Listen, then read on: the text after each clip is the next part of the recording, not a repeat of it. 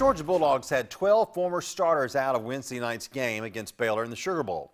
Whether it was players not wanting to play to avoid injury, preparing for the NFL draft, injuries, or grades, Georgia was just shorthanded in their bowl game. Their leading rusher, DeAndre Swift, was not out there very much, and their leading receiver for most of the season, Lawrence Cager, was out completely.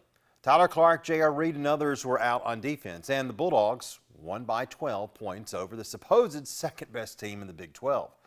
Georgia showed why recruiting is important and why depth is important, as they really were never in any trouble all night. And now Georgia's fans have a much better feeling following the bowl game compared to last year when Georgia was embarrassed by Texas in the same Sugar Bowl.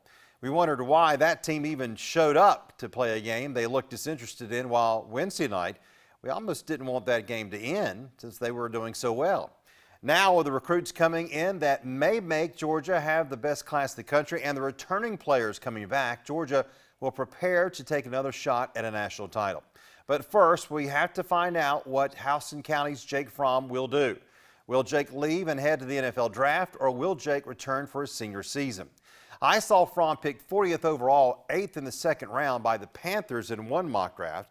And they were saying on the telecast Wednesday night that one of ESPN's draft analysts, Todd McShay, still has Fromm slotted in the late first round.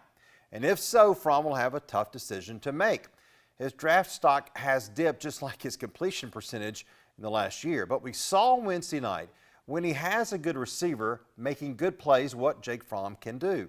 Will that make scouts tell the Fromm family that he is a potential first rounder, or will they be coy about where he could go in the draft?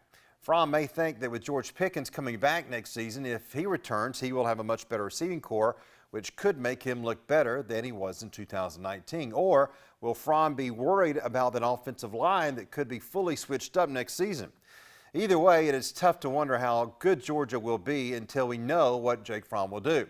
If Fromm leaves, Georgia will have to find someone in the transfer portal, perhaps former Wake Forest quarterback Jamie Newman, to come in and play immediately next season.